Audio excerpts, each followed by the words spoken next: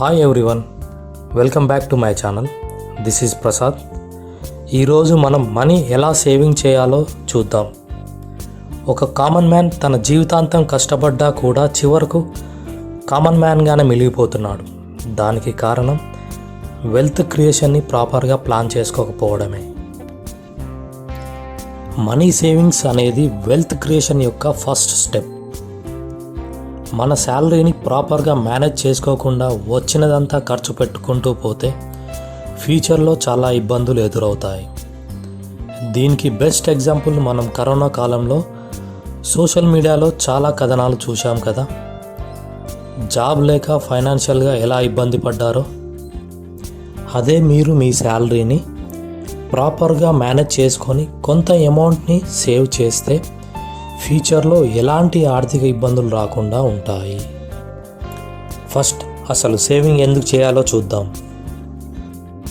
In case present చేస్తున్న job ఏదైనా reasons వల్ల పోయింది అనుకో, మళ్ళా వేరే జాబ్ దొరకాలి అంటే కొన్ని నెలలు సమయం పట్టొచ్చు. అప్పటి వరకు మనం సర్వైవ్ కావాలంటే మన దగ్గర కొంత అమౌంట్ అనేది ఉండాలి.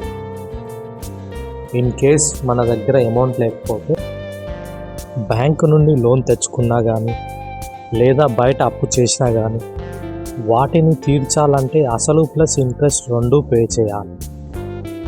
దానివల్ల మనకు ఆర్థిక భారం మరింతగా పెరుగుతుంది.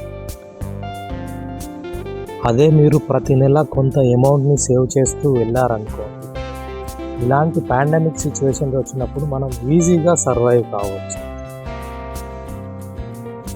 ఇలాంటి సిచ్యువేషన్స్ ఎదుర్కోవడానికి 6 to 12 months వరకు మన బేసిక్స్ నీడ్స్ కోసం కొంత అమౌంట్ని సేవ్ చేసి పెట్టుకోవాలి. ఈ అమౌంట్ని మనకు జాబ్ వచ్చేంత వరకు ఖర్చు పెట్టుకోవచ్చు. ఇంకా అదే మీరు ఫైనాన్షియల్ ప్లానింగ్ సరిగా చేసుకుంటే మీ ఫ్యూచర్స్ గోల్స్ని అంటే హౌస్, కార్, పిల్లల ఎడ్యుకేషన్, వెకేషన్ ట్రిప్స్ ఇలాంటి వాటిని త్వరగా ఫుల్ఫిల్ చేసుకోవచ్చు. అది ఎలానో ఇప్పుడు చూద్దాం. 50-20-30 రూల్ మీ శాలరీని ఎలా డివైడ్ చేయాలో చెప్తుంది.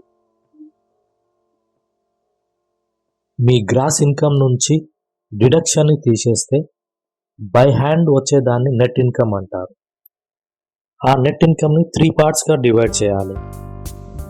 అందులో 50% మన బేసిక్ నీడ్స్ కోసం, 20% వాంట్స్ కోసం మరియు 30% మన ఫ్యూచర్స్ గోల్స్ కోసం ప్లాన్ చేసుకోవాలి.